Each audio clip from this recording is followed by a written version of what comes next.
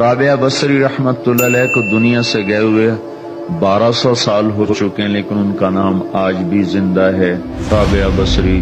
رابعہ بصری نہ کوئی شہزادی تھی، نہ کوئی ملکہ تھی، نہ کوئی وہ خوبصورت تھی، نہ کوئی خاندانی تھی، بلکہ عورت ہونے کے لحاظ سے ہر عیب اس میں تھا۔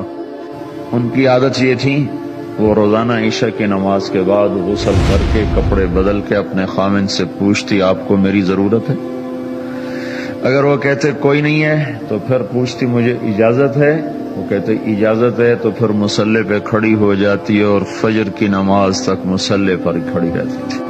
ان کا خامن جلدی فوت ہو گیا، جوانی میں ہی بیوہ ہو گئی، تو حسن بصری بصرہ کے امام، کیا سارے مسلمانوں کے امام تھے، وہ خود آئے، خود چل کے آئے کہ میں آپ سے شادی کرنا چاہتا ہوں۔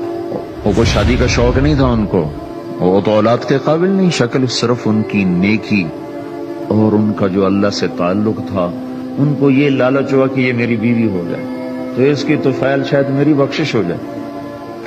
تو ان کے پاس آئے، کہنے لگے رابعہ میں آپ سے شادی کرنا چاہتا ہوں، خود پیغام لے کر آئے۔ تو انہوں نے فرمایا میری 4 باتوں کا جواب دے دو تو میں شادی کر لیتا۔ کہنے لگے کیا؟ کہ یہ بتاؤ میں جنتی ہوں کہ دوزخی ہوں؟ کہنے لگے یہ تو میں کچھ نہیں کہہ سکتا۔ کہ اچھا یہ بتاؤ جب اللہ تعالیٰ قیامت میں اعمال نامے اڑائے گا، کسی کے سیدھے ہاتھ میں آئے گا، کسی کو الٹے ہاتھ میں آئے گا، میرے سیدھے ہاتھ میں آئے گا کہ الٹے ہاتھ میں آئے گا؟ کہنے لگے یہ بھی کچھ نہیں بتا سکتا۔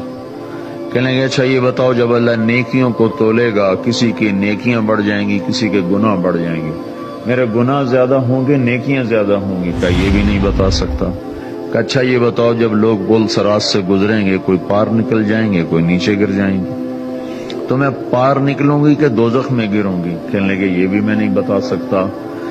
تو پھر فرمایا اچھا جاؤ مجھے تیاری کرنے دو، مجھے ان 4 باتوں کی تیاری کرنی ہے، میرے پاس شادی کے لیے وقت کوئی نہیں ہے۔ جو اللہ سے دوستی لگا لیتے ہیں اللہ دنیا ان کے لیے مسخر کر دیتے، اللہ دنیا ان کے پاؤں میں ڈال دیتے۔ تو جب ان کا انتقال ہوا، رات کو ان کا انتقال ہوا، تو اپنی خادمہ سے کہا بس 2-4 آدمی بلا کے مجھے جلدی سے دفن کر دو، کسی کو نہ بتاؤ، صبح لوگوں کو بتا دینا، اور مجھے کفن دینا میری اس چادر میں جس میں تہجد پڑا کرتی تھی۔ تو انہوں نے راتوں رات دفن کر کے صبح اعلان کیا، شور مچ گیا، ہائے کیوں بتایا، کیوں نہیں بتایا، کیوں؟